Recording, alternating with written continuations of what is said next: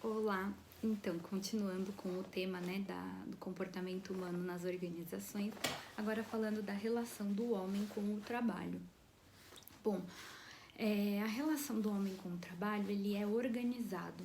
Então, são criadas organizações, né, que podem ser empresas, podem ser associações, órgãos do governo, sei lá, entidades públicas, privadas, terceiro setor, enfim, para atingir determinado objetivo.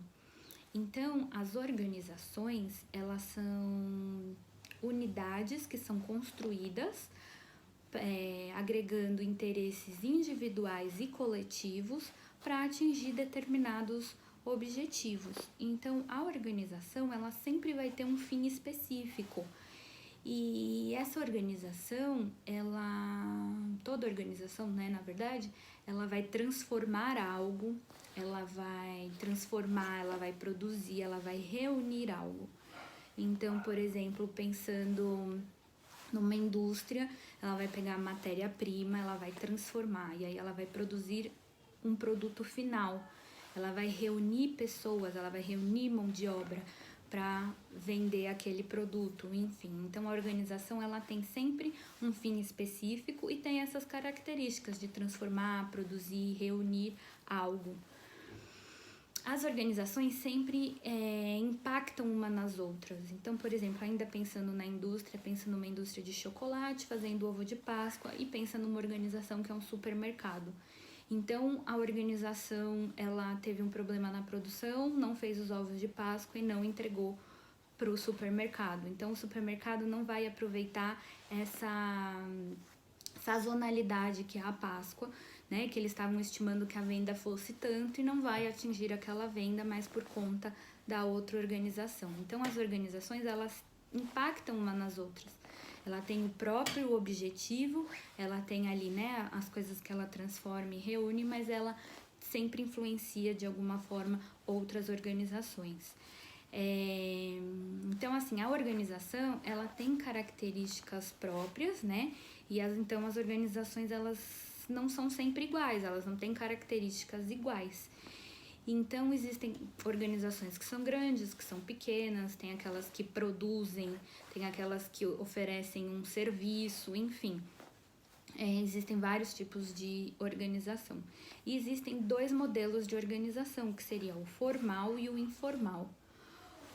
O modelo de organização formal, ele está relacionado ele é regido por um organograma.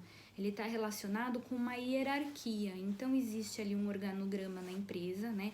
Tem lá o diretor, aí tem o gerente, aí abaixo do gerente os coordenadores e vai tendo essa cascata de funções e tarefas, né? Tendo poderes um acima do outro. E então a organização formal, ela é regida por um organograma, ela tem os papéis, as funções bem definidas, então ela é rígida. Então você sabe quem manda, você sabe quem obedece, até tem aquele ditado, né? Manda quem pode, obedece quem tem juízo. Mais ou menos isso. Se você tá no quadradinho no organograma mais em cima, você manda. Se você tá abaixo, você obedece. Mais ou menos essa ideia. Então, ele é bem rígido. Então, para você poder ter ali, a função de mandar, vamos dizer assim, você vai precisar sofrer um processo, né? Falando de empresa, você vai precisar ser promovido. E aí as empresas têm ali processos que eles utilizam de avaliação, de notas, para acontecer essas promoções. Então, existe um organograma que rege a organização formal. Esse organograma, ele é rígido e vai dizer qual o papel de cada um, qual que é a função de cada um. Já numa organização no modelo informal,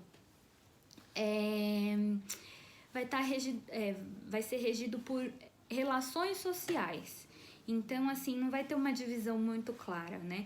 Existem algumas agências de publicidade que funcionam mais ou menos assim. Então, vem uma empresa contratar, né, o trabalho daquela agência de publicidade, um refrigerante, por exemplo. Então, tem uma pessoa que é responsável pelo desenvolvimento do produto, outro do rótulo, outro da musiquinha e tal. mas eles trabalham em conjunto. Então, de repente, se eu fiz um rótulo que me remeteu a alguma musiquinha, eu posso interferir, ajudar, enfim. Trabalha mais com uma colaboração e não com uma hierarquia. Então, na informal, predomina as relações sociais. E qual dos dois modelos é melhor? Não dá para saber, porque depende muito da função daquela organização, né? Da finalidade daquela organização. Então, por exemplo, se a gente pensar numa construtora, ela não vai funcionar de forma informal. Imagina, tipo, fala assim, vamos construir uma casa. Aí chega um com o tijolo, chega um com as telhas para o telhado. Aquele que tá com as telhas do telhado vai ficar sentado esperando subir as paredes, porque não tem sentido. Então, existe uma hierarquia porque às vezes é necessário existir esse organograma, essa divisão de função bem clara, bem estabelecida, como nesse caso que eu dei de exemplo de uma construtora. Então, não existe um modelo melhor do que outro, existem modelos adequados para cada tipo de organização. E dentro das organizações existem os grupos que são formados, existem os grupos primários e os grupos secundários.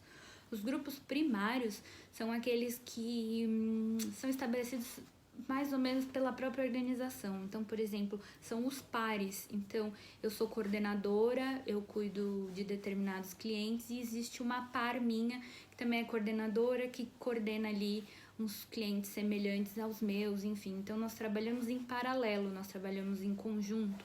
Então, às vezes, o meu trabalho influencia no dela, o dela no meu, porque trabalhamos paralelamente, somos pares.